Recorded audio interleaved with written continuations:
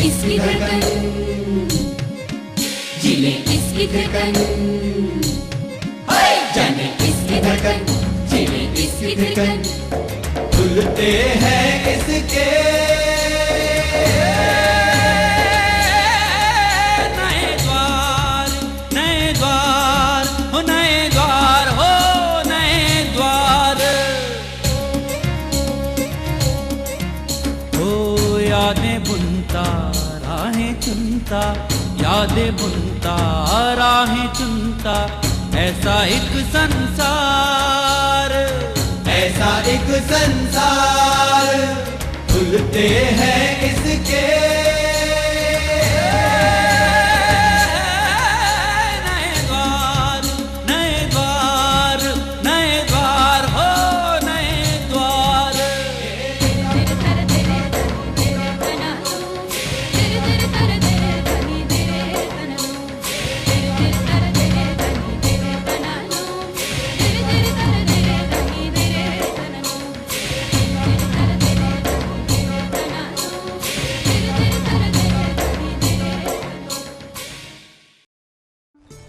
हिमालय पर स्वर्गलोक तक जाने वाली सीढ़ियां हैं कि नहीं ये तो हम नहीं जानते, लेकिन हम आपको पाताल लोक तक जाने वाली सीढ़ियों तक ज़रूर पहुंचा सकते हैं। इसके लिए हमें चलना होगा सतपुड़ा की तामिया घाटी तक। 4 खंडों में विभाजित सतपुड़ा के ये घने जंगलों के बीच नीचे की तरफ जाते ये रास्ता सीधे ले जाता है हमें पाताल नगरी, जिसे पातालकोट कहा जाता है। पातालकोट 79 वर्ग किलोमीटर के क्षेत्र में फैला हुआ है, जो समुद्र तल से औसतन न्यूनतम 887 से अधिकतम 1050 मीटर की ऊंचाई पर स्थित है। ये 22.24 से 22.29 डिग्री उत्तर और 78.73 से 78.50 डिग्री पूर्व के अक्षांश तक फैला हुआ है। पातालकोट छिंदवाड़ा से 63 किलोमीटर उत्तर पश्चिम दिशा में और तामिया घाटी से 23 किलोमीटर दक्षिण पूर्व दिशा में अवस्थित है और यहीं बहती है दूधी नाम की ये नदी, जो इस घाटी को और भी मनोरम बना देती है।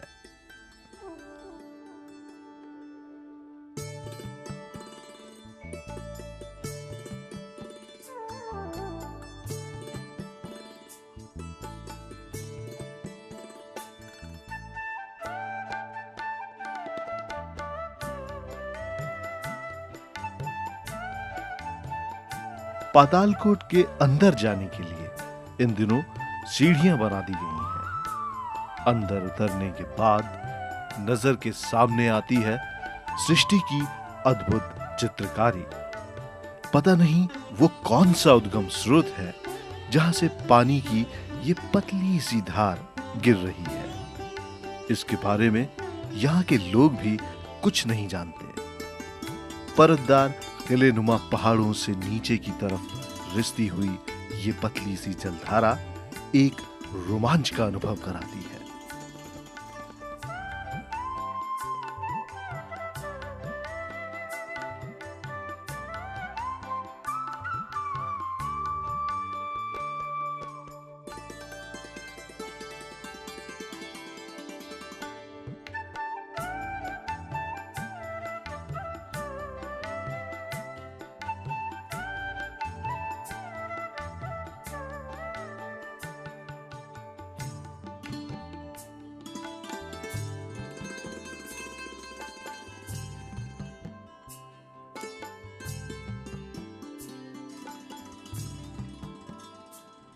इतने रोमांचक स्थान पर रहने वाले लोगों की जीवन शैली भी क्या इतनी ही रोमांचक है? ये प्रश्न तो स्वाभाविक है, लेकिन इसका उत्तर पाने के लिए हमें थोड़ा और अंदर तक जाना होगा। यहाँ 12 गांव और 23 ढाणे हैं। जहाँ बसाहट ज्यादा होती है वो गांव कहा जाता है। कभी कभी लोग गांव से दूर घर बनाकर रहने लगते हैं। दूर दूर बने इक्का दुक्के घरों को ढाना कहा जाता है। पातालकोट के अंदर 2-3 किलोमीटर की दूरी पर छोटे छोटे गांव बसे हुए हैं।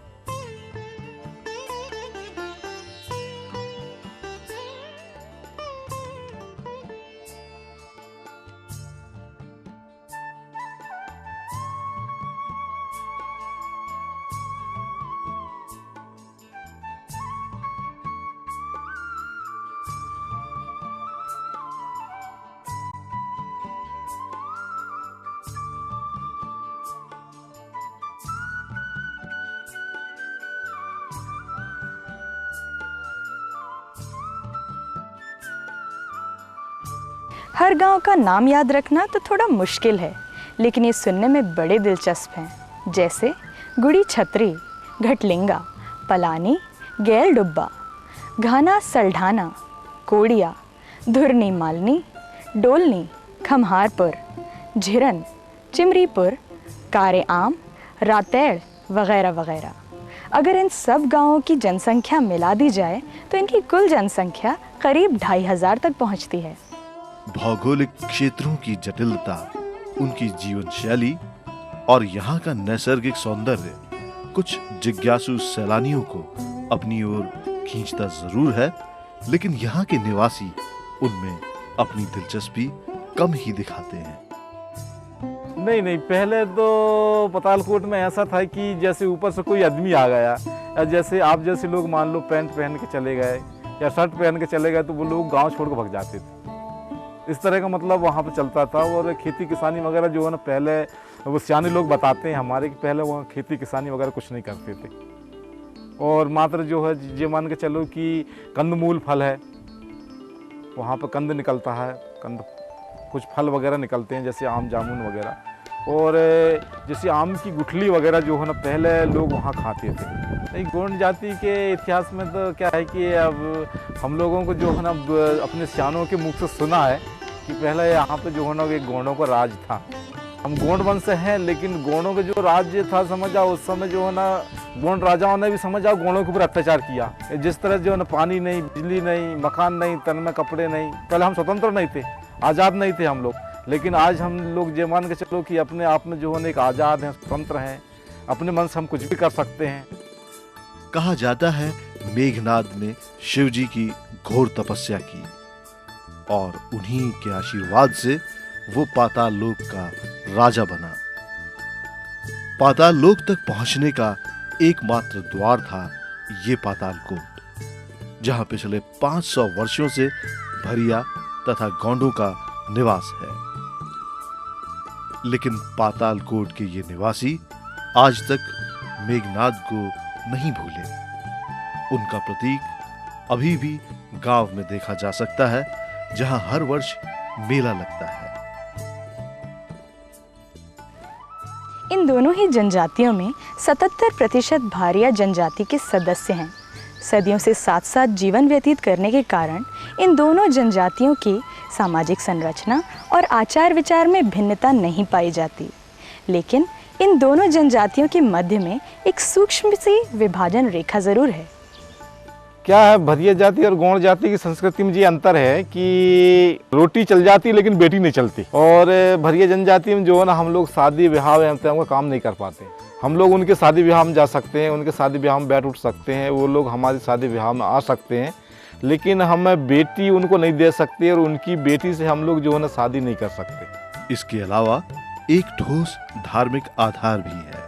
कई गोत्रे में रहते हैं 6 देवारे, कई गोत्रे में 7 देवारे। हाँ, थोड़ा थोड़ा नाम आते हैं। खोड़िया खतलपा धर्माई दुर्गा दुल्हा देव सकलाई गाता पीढ़ीवारी अगवानी वारी ऐसे कहते हैं। इन 7 देव और 6 देव के संदर्भ में बड़ी रोचक कथा प्रचलित है। गोंड और भरिया तो हम क्या थे कि देव गादी पर जा रहे थे, क्या चीज़ के लिए, पूजा करने के लिए। तो उनके भाइयों का भाई कि डिलीवरी आने से उनने एकदम से नीचे हो गए और हम एकदम से देव दरबार में जाके पूजा करने लगे। तो वहाँ से हमारे पूजन आगे हो गया, उनका पूजन पीछे हो गया। उसमें अंतर शादी में सर उनका क्या है कि जैसे अपने समाज में जो लग रहा है उनका समाज में, तो वो जैसे घर से जाते हैं दूल्हा लेके, तो वे सात भावरा वे भी करते हैं, तो उनका भावरा वहीं के वहीं पूरा पूरा हो जाता है। और अपने समाज में, भरिया समाज में अपन उधर जाएंगे लेकिन भावरा नहीं करेंगे। भावरा अपन उधर से लाके अपने बेटा अपना घर में पैदा होता है, तो अपना भावरे यहीं होती सर, बेटा की गली में। गोत्र उनका में विका है, ध्रुवा है, सरियाम है, तेंदुसार है, ऐसे उनके में बनता सर समाज में, गौड़ समाज में। और हमारा में है पचलिया है, डांडोलिया है, चलहतिया है, बगोठिया, ऐसे मतलब गोत्रे बनाने में अपन को लड़की लाना पड़ता सर। जैसे हम ध्रुवा हो गए तो वो चलहतिया को हम समधी बनाना पड़ेगा, उसकी लड़की हम मंगेंगे तो हमारा लड़का के लिए शादी करेंगे। ये अपने हमारे भरिया समाज में उनका तो बताया मैंने। तो हमारे जो सरने में जो है तो हम उसी को ढूंढते ढूंढते में फिर उसको समधी बनाएंगे, फिर उसकी लड़की मंगाएंगे जब हमारे लड़का के लिए शादी करेंगे। इसके अलावा एक सूक्ष्म सा सामाजिक वर्गीकरण इन दोनों ही जनजातियों में देखा जाता है। जनसंख्या की दृष्टि से भरियाओं की बसाहट 77% है। शायद इसीलिए धर्म तथा अन्य क्रियाकलापों में भरियाओं का दखल ज़्यादा है। गोंडों का अंतर यही है कि थोड़ा उनका पूजापों में भी पीछे हो गए हैं और अपने पूजापों में थोड़ी आगे बढ़ चुके हैं। इस कारण से दोनों समाज का, गोंड और भरिया से थोड़ा गोंड पीछे हैं। आज भी दोनों समाज का मतलब आगे पीछे में है, तो भरिया जनजाति आगे है और गोंड समाज पीछे। वे करेंगे जैसा करेंगे, लेकिन अपना समाज से पूजा ज़्यादा कराएंगे वे। क्यों, उनको भाग थोड़ा अपने नगर में भी जो पूजा होती है तो वे लोग साथ में रहेंगे, लेकिन हाथ कम लगाएंगे, भरिया समाज ज़्यादा पूजेगी, उसका पूजा भरिया समाज करेगी। आज भी गोंड समाज समझदार है और जानमकार भी है, परंतु भरिया से हाथ जरूर लगाएंगे वे। अपना घर का देवी देवता पुजवाएंगे, अपना नगर का देवता पुजवाएंगे। तो इस समाज से गोंडों का पूजा करने में कुछ उन लोगों का भला होता है। क्यों भला होता है कि भाई भरियाए ने भरिया जहाँ बैठेगा वहाँ तो वो हाथ पैर जोड़ेगा, तो वो 12 महीना आनंद रहने के लिए भरिया समाज को गोंड समाज पकड़ती है। इसके अलावा इन दोनों ही जनजातियों के रहन सहन में समानता ही देखी जाती है। भरिया हो या गौंड, दोनों ही जनजातियों ने अस्तित्व के लिए संघर्ष और प्रकृति के साथ समायोजन स्थापित करने में सदियों से गजब की सहनशीलता का परिचय दिया है। इन ऊंचे नीचे पथरीली क्षेत्र में जीना ये काफी पहले सीख चुके हैं।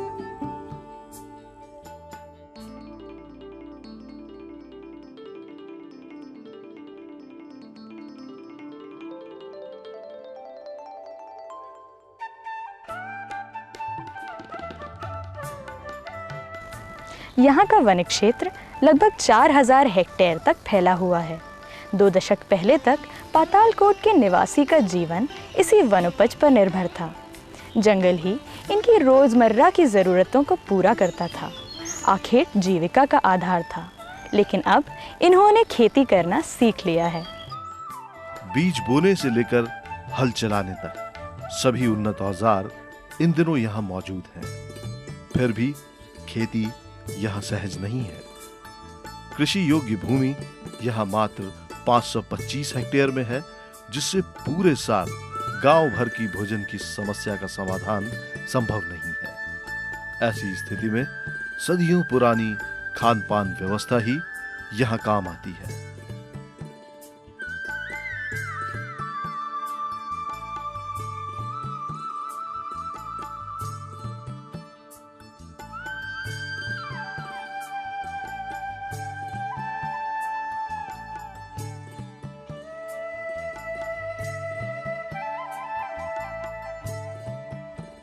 आज भी यहाँ की जिंदगी सहज जरूर है, लेकिन सरल हरगिज नहीं। यहाँ के भरिया और गौंड जनजाति के लोग अपनी चुनौतियों से अच्छी तरह परिचित हैं और अभ्यस्त भी। सुबह का उजाला फैलते ही स्त्री पुरुष जंगल का रुख करते हैं। यहाँ से उन्हें फल सब्जी के साथ मिलेंगी जलावन के लिए लकड़ियां। ये दिनचर्या सदियों से चली आ रही है अपनी सधी हुई लय और ताल के साथ। इसमें किसी प्रकार का व्यतिक्रम आज तक नहीं देखा गया। पहली किरण फूटते ही जिंदगी की जद्दोजहद शुरू हो जाती है, लेकिन इस जद्दोजहद में तनाव का लेश मात्र भी नहीं है। ये वही अर्वाचीन संघर्ष है जिससे गुजरने के बाद ही आज का मानव सभ्य कहलाता है। तो क्या इन्हें हम असभ्य कहेंगे?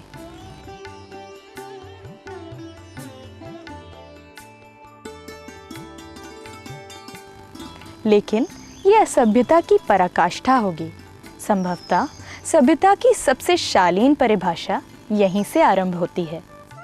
जैसे भारिया जाति के समाज, हम लोग हमारे आजा पराजा हमने भी ये नहीं बताया कि बोले अपना जाति होती कैसी।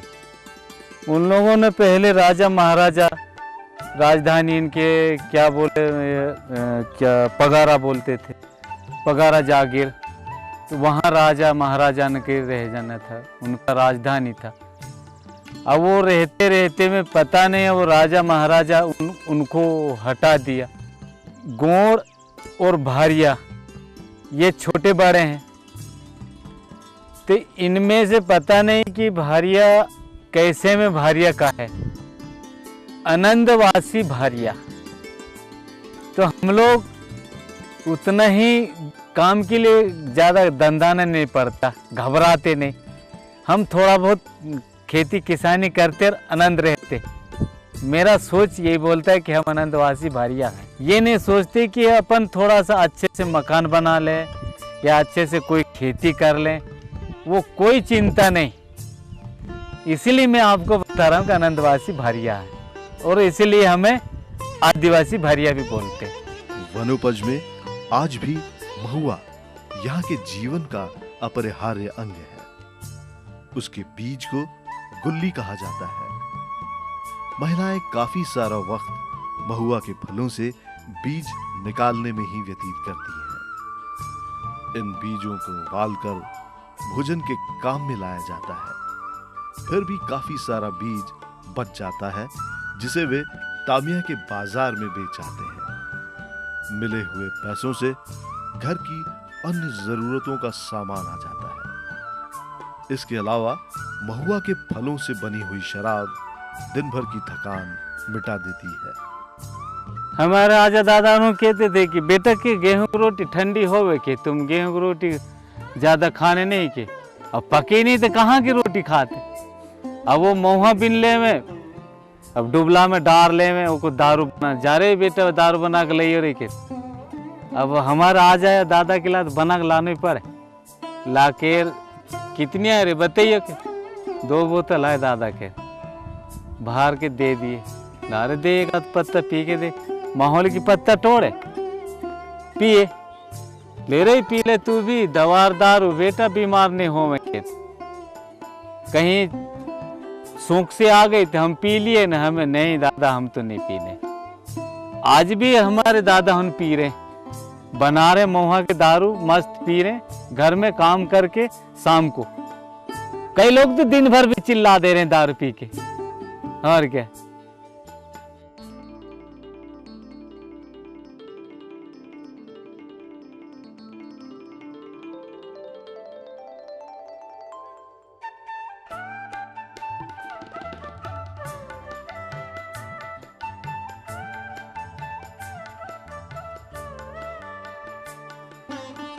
इस शराब को बनाने के लिए काफी मशक्कत करनी पड़ती है। ये सदियों पुरानी पद्धति है जिसे कहीं से अवैज्ञानिक नहीं कहा जा सकता।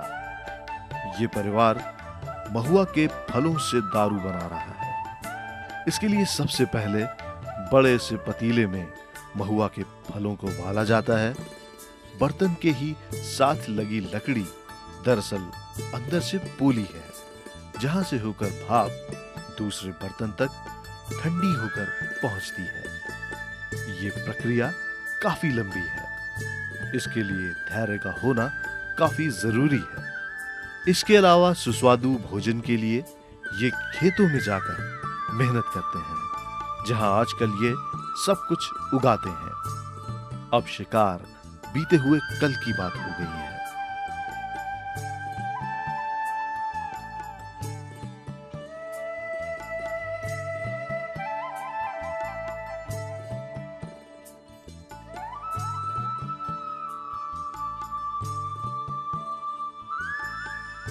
आजकल भरिया तथा गौंड जनजाति के सदस्य अपने घरों में उन मवेशियों को पालने लगे हैं जो खेती में इनका भरपूर साथ देते हैं। मांसाहार की जरूरत मुर्गी पालन से पूरी हो जाती है। मक्का उगाएंगे, उसके बाद हम खेतों में जगनी भी बोएंगे, कुटकी बोएंगे, कोदो, ज्वारी बहुत कम होती, अरहर भी होती, वैसे कम होती, फिर बोते हैं। 2-3 ही फसल बोते, हम ज़्यादा नहीं बोते क्योंकि पूरा फसल नहीं होता अपने यहाँ से। पाठा जमीन कारण पूरा फसल नहीं हो पा रहा, बहुत कम होता। अब आप देख रहे हैं प्योर चट्टानी। हमारे आजा पराजा होने पता नहीं, पहले आम के बीजी की रोटी खाते थे, महुआ के पेजा पीते थे, महुआ खाते थे, कड़ू कांदा भी खाते थे। धीरे धीरे देख के और खेती का थोड़ा बहुत बदलाव किए। और हमारे आजा पराजा होने क्या करते थे कि वो डहिया काट के और बेवर कुटकी बोते थे।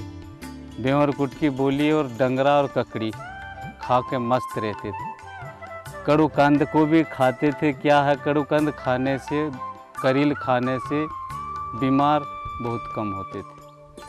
आज के ज़माने में हम यूरिया है, इफ्को वाला, ये जो रासायनिक खाद वाला जो खा रहे हैं फसल, उससे हम बीमार अधिक होते। पूरे पुराने जो पद्धति से खाते थे उनको पूरा हटा दिए, शौक से ही खाते हैं। जैसे साल में 1-2 बार बारिश में महुआ भी खाएंगे, कोया भूंज के, और घोंट की भी खाएंगे। आज के ज़माना में तो हम सीधा गेहूं की रोटी, मक्के की रोटी और चावल। और पहले महुआ, आम के, इन्हीं को ज़्यादा पसंद, क्योंकि अच्छा गर्मी दाना थी वो। आज के ज़माने में वो ठंडा, इसलिए हमें बीमार होना पड़ता सर ज़्यादा। ये भी बता रहा हूँ आपसे, क्योंकि कनकी भी खाते ठंडी होती, चावल भी खाते ठंडी होती।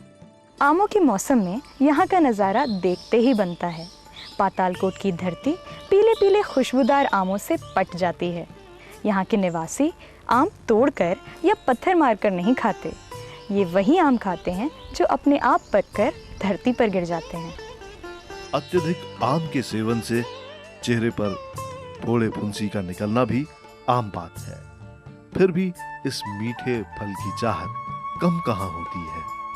इन मीठे फलों को खाने के लिए कोई वक्त तय नहीं होता। इन दिनों आम पेट की भूख का सरल सुलभ सा इलाज बन जाता है, जबकि बच्चों के लिए किसी भोज से कम नहीं।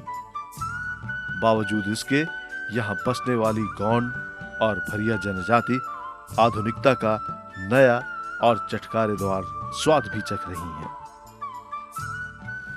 आधुनिकता ने इनकी ज़रूरतों को एक व्यापक विस्तार दिया है। ऐसी कई चीज़ें इनकी ज़िंदगी में शामिल हो चुकी हैं जिन्हें पहले ये जानते तक नहीं थे। रोजमर्रा की जरूरत की वस्तुओं के लिए ऊपर जाकर ताबिया के बाजार में खरीदारी करना इनका शौक भी है और जरूरत भी।